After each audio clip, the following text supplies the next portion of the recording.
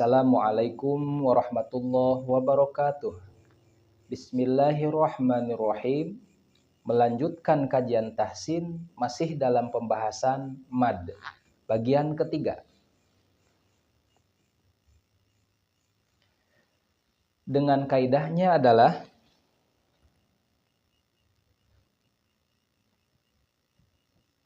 tak seperti biasanya. Jika dalam kaidah yang pertama mad itu cukup diayun saja, dan kaidah yang kedua mad itu adalah lebihkan yang beralis dengan kategori alis yang tipis itu 2 sampai 5 harokat dan alis yang tebal itu 5 sampai 6 harokat. Nah, dalam mad ketiga ini kita akan menemui mad yang ternyata tak seperti biasanya. Ya, apa saja? Di antaranya adalah pertama, kita akan sering menemui mad yang huruf berharokat fathah dan selanjutnya ada ya sukun atau waw sukun. Nah, dalam istilah tajwid ini disebut mad lin. Nah, sehingga ini pun termasuk mad. Ya, kan biasanya fathah itu diikuti dengan alif, itu mad tobi atau mad asli. Namun ini fathah diikuti dengan ya sukun atau waw sukun. Nah, maka ini madlin dan hukum atau ketentuannya adalah 2 harokat. 2 harokat. Kita ambil contoh watawasau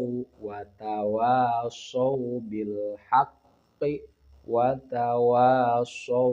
Nah, itu 2 harokat. Itu yang pertama. Yang kedua, kita akan sering menemukan huruf mad asli atau tobi'i yang menghadapi huruf hidup. Entah itu berharokat fathah atau kasroh atau dhammah atau fathatain, kasrotain atau dhammatain. Namun kita ingin berhenti di huruf ini, nah sehingga memerlukan harokat sukun. Nah, maka dalam kaidah tajwid disebut mad arid lis sukun. Nah, bagaimana ketentuan membaca mad untuk mad arid lis sukun ini? Maka ketentuannya adalah boleh 2 harokat sampai 6 harokat.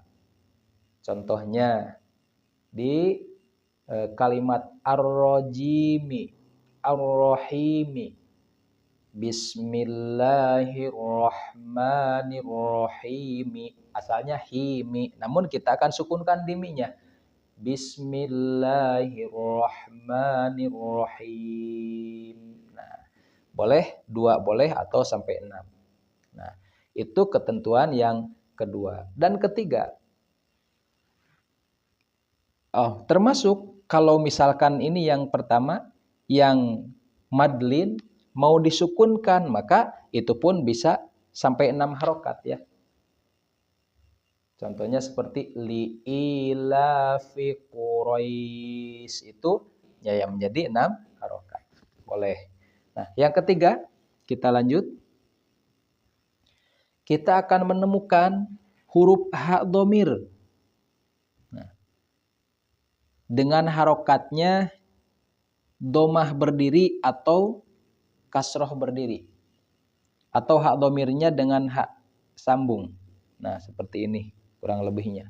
Sama dengan harokatnya domah berdiri atau kasroh berdiri. Namun kita ingin mewakofkan, ingin berhenti bacaan kita di huruf hak berdiri ini, hak dhamir ini. Nah, maka cara membacanya adalah tidak perlu dipanjangkan 2 harokat. Alias dianggap sukun saja ya. Jadi tidak perlu dipanjangkan. Kita ambil contoh akhladahu. Nah, kalau kita mau berhenti di hu, maka bacaannya adalah akhladah.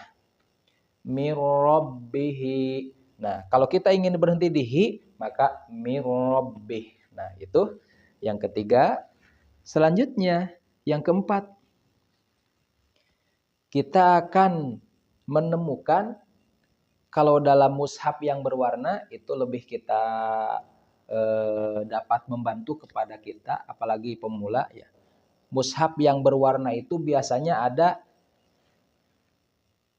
yang sebelumnya itu huruf harokatnya fathah, namun setelah fathah itu ada alif.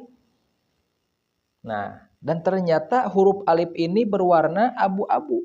Kalau dalam mushaf warna, berwarna abu-abu.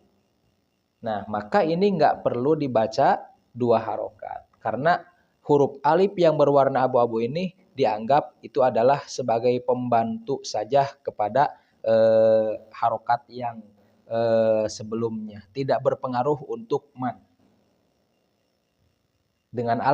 Biasanya dengan alasan adalah setelah huruf yang berharokat fathah lalu diikuti dengan alif, kemudian selanjutnya itu biasanya ada alif lam. Entah itu alif lamnya qamariyah ataupun alif lam syamsiyah.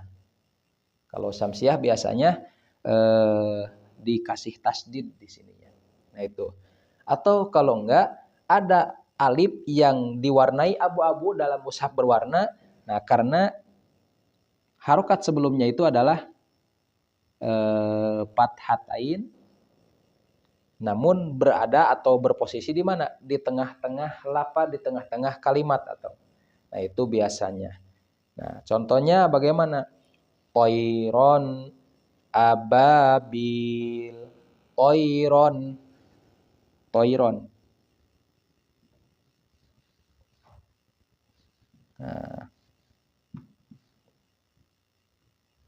Nah, itu kan berharokat fathatain. Toiron. Nah, ini biasanya kalau di mushaf warna biasanya berwarna abu-abu. Toiron, nggak usah dibaca panjang. Toiron ababil. Tuh, itu. Dan selanjutnya kita pun akan menemukan, walaupun ini jarang, tapi sebetulnya kalau teliti kita akan sering menemukan ini. Yang kelima kaidah ini. Apa? Adalah mad yang di atasnya ternyata dibubuhi tanda bulat. Ada dua bulat lonjong atau bulat yang sempurna. Katakanlah ini mendekati sempurna. Nah, ini juga ada maknanya. Ketika kita menemukan huruf mad yang ternyata di atasnya dikasih tanda bulat lonjong seperti ini, maka ketentuan bacaannya adalah kita harus memanjangkan bacaan tersebut ketika kita ingin berhenti di huruf yang bertanda lonjong ini. Namun ketika kita akan mewasolkan atau menyambungkan, maka tidak perlu dibaca panjang, tidak perlu dibaca mad. Nah, bedanya dengan yang ini, kalau yang bulat sempurna seperti ini atau mendekati sempurna, maka mau itu diberhentikan di sana bacaannya ataupun mau disambung tetap tidak dibaca panjang. Itu perbedaannya. Sekali lagi, kalau yang lonjong adalah ketika kita ingin berhenti atau wakaf di sana di huruf yang bertanda lonjong ini, maka madnya difungsikan dua harokat. Kalau disambung maka tidak difungsikan. Saya ambil salah satu contohnya, yakni di surat Al-Insan ayat 15 sampai 16. Ada kalimatnya kanat maaf. Ini.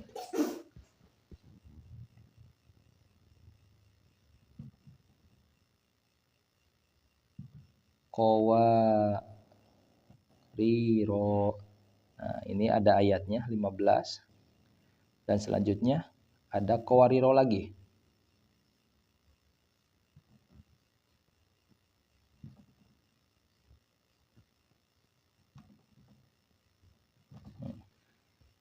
Kanat qawariro.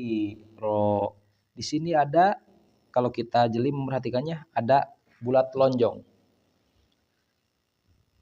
Dan dilanjutkan qawariro yang kedua ternyata bulat sempurna. Nah, katakanlah sempurna itu. Min fiddatin. Nah, bagaimana cara membacanya? Ya tadi. Kalau kita mau berhenti di sini, maka panjangkan. Kalau kita mau lanjut, maka ganti sukun, gak usah dipanjangkan. Nah, tidak usah dipanjangkan maksudnya. Nah, kita contohkan.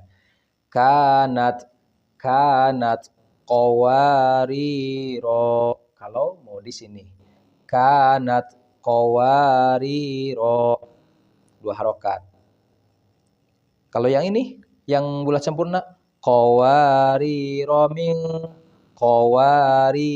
min langsung qawariro min fiddatin. Nah, tuh. Kalau kita mau sambungkan, maka gak usah dibaca panjang, langsung saja. Kanat qawariro min kanat qawariro min fiddatin. Nah, kalau kita mau berhenti di sini. Nah, berhenti di sini, maaf. Maka kanat qawariro qawarir. Nah, di sini disukunkan. Kanat qawariro qawarir. Yang ini dipendekkan karena kita mau wasol, tapi yang ini disukunkan. Qawariro qawarir. Nah, seperti itu. Itu barangkali pembahasan mad yang ketiga ini. Jika ada yang masih kurang atau yang ternyata keliru, mohon dibetulkan di komentar, silahkan berpartisipasi. Kalau ada yang kurang, silahkan tambahkan. Saya ucapkan terima kasih. Semoga Allah berkenan melimpahkan rahmatnya kepada kita semua. Sekian, wassalamualaikum warahmatullahi wabarakatuh.